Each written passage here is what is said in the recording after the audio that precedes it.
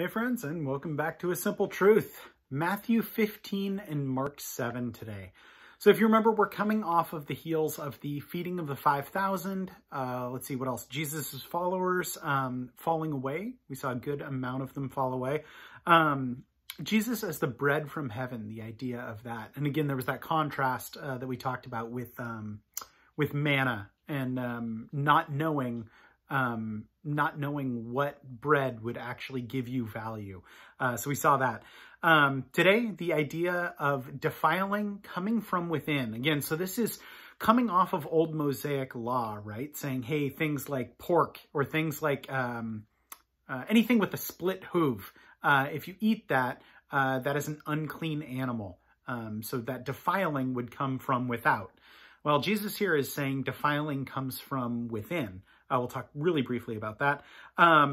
The faith of a Gentile woman, and then the feeding of the 4,000. So we had the 5,000 this time. It is the 4,000. And then also the healing of a deaf mute. So all of that, again, in Matthew 15 and Mark 7. So chapter 15. Then the scribes and Pharisees who were from Jerusalem came to Jesus, saying, "Why do your disciples transgress the tradition of the elders? For they do not wash their hands when they eat bread." He answered and said to them, "Why do you also transgress the commandment of God because of your tradition? For God commanded, saying, 'Honor your father and your mother,' and 'He who curses father or mother, let him be put to death.' But you say, 'Whoever says to his father or mother, whatever profit you might have received from me is a gift to God, then he need not honor his father or mother. Thus you have made the commandment of God of no effect by your tradition. Hypocrites! Well did Isaiah prophesy about you, saying, 'These people draw near to me with their mouth and honor me with their lips, but their heart is far from me, and in vain they worship me, teaching the doctrines as commandments of men.' When he had called the multitude to himself, he said to them, 'Hear and understand. Not what goes into the mouth defiles a man, but what comes out of the mouth, this defiles him.' Or this defiles a man, excuse me. Then his disciples came and said to him, 'Did you know that the Pharisees were offended when they heard this saying?' But he answered and said, 'Every plant which my heavenly Father has not planted will be uprooted. Let them alone. They are blind leaders of the blind. And if the blind leads the blind, both will fall into a ditch.' Then Peter answered and said to him, 'Explain this parable to us.' So Jesus said, Are you also still without understanding? Do you not yet understand that whatever enters mouth goes into the stomach and is eliminated? But those things which proceed out of the mouth come from the heart, and they defile a man. For out of the heart proceeds evil thoughts, murders, adulteries, fornications, thefts, false witnesses, blasphemies. These are the things which defile a man. But to eat with unwashed hands does not defile a man." Then Jesus went out from there and departed to the region of Tyre and Sidon. And behold, a woman of Canaan came from that region and cried out to him, saying, "Have mercy on me, O Lord, Son of David. My daughter is severely demon-possessed." But he answered her not a word. And his disciples came and urged him, saying, "Send her away, for she cries out after us." But he answered and said, "I was not sent except to the lost sheep of the house of Israel." Then she came and worshipped him, saying, "Lord, help me." But he answered and said, "It is not good to take the children's bread and throw it to the little dogs." And she said, "Yes, Lord, yet even the little dogs eat the crumbs which fall from their master's table."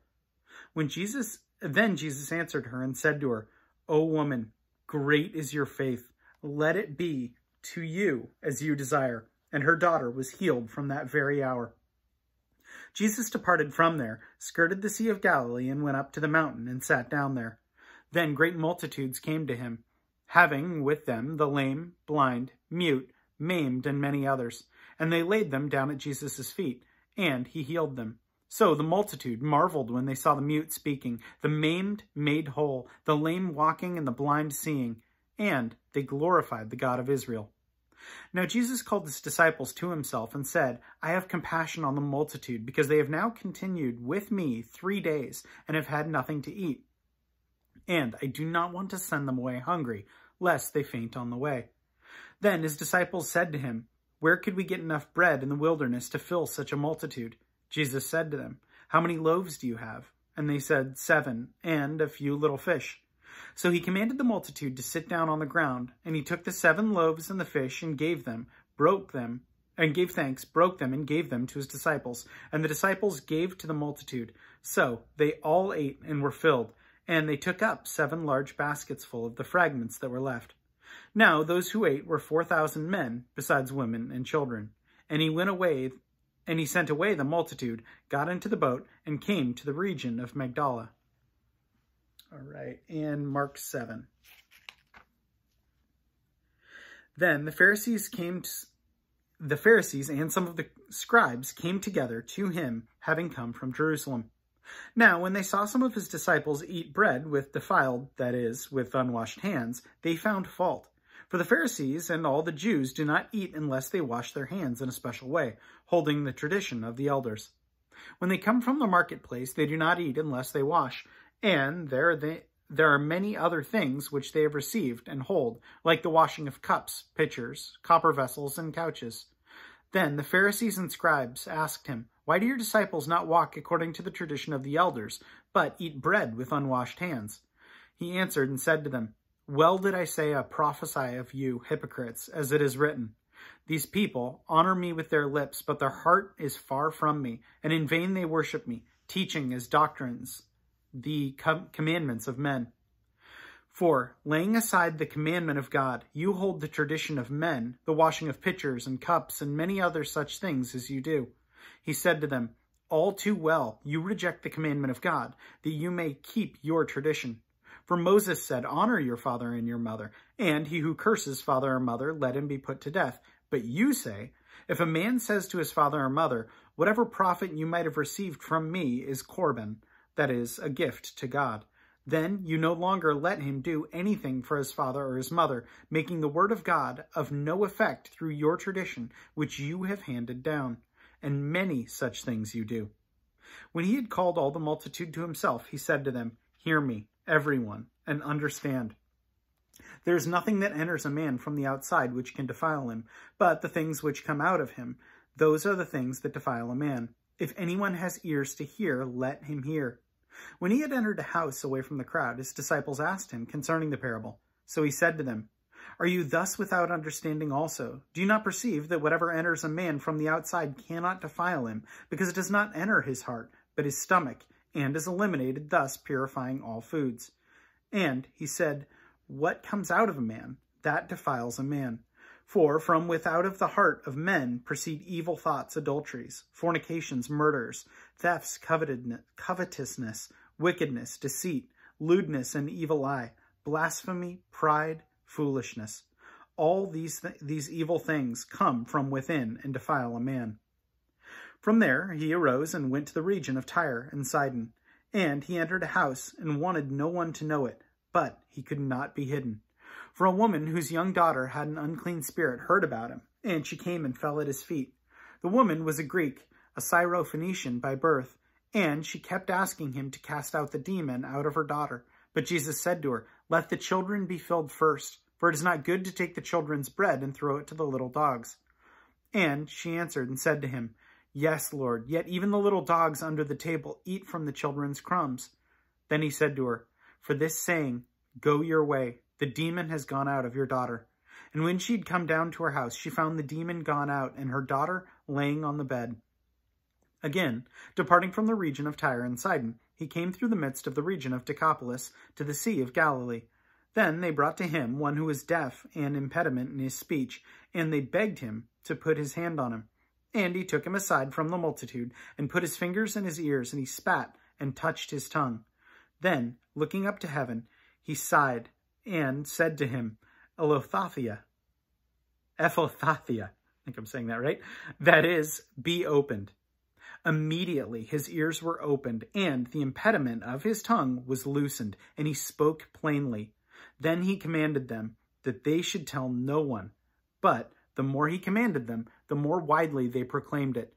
And they were astonished beyond all measure, saying, "He has done all things well. He makes both the deaf to hear and the mute to speak." So again, that's more looking at what Jesus came to earth and transcended. So we've seen time, we've seen matter, we have seen life and death itself. And again, just looking at the dealing with the ramifications of the fallen world, right? So in this man's deafness, in his muteness, he can't speak, he can't hear.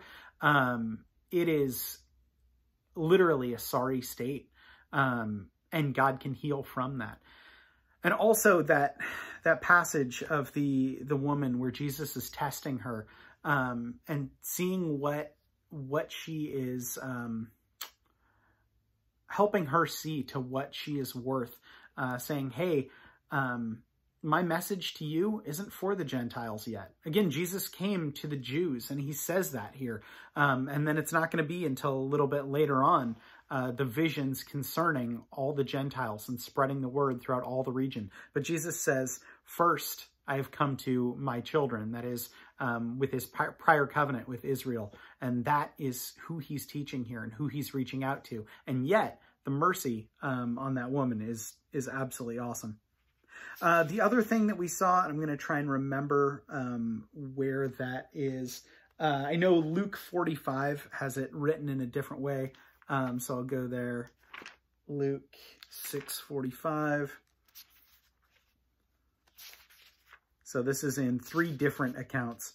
6:45, the good of a man comes out of the good treasure of his heart and brings forth good. An evil man out of the evil treasure of his heart brings forth evil. For out of the abundance of the heart, his mouth speaks. And that is so absolutely true. Just knowing, I'll speak for myself, so I'm being cautious here. Knowing that where my heart is, that is the outcropping, that is the fruit, good or bad, that comes out of my mouth is where my heart is centered. If my heart is centered and focused on God, good things will come out of that. If it's focused on self or something that is not God, I can't even begin to predict where it will be. It just depends on the day, on how selfish I will be or on how fallen I will be. But I know that it is of good repute if that comes while my heart is focused on God. Hence the reason to always be focused on God. Anyway, that is what I walked away with today. And as always, friends, thanks so much for joining. Definitely appreciate you all. And yeah, hope you guys have a great rest of your night. We'll see you.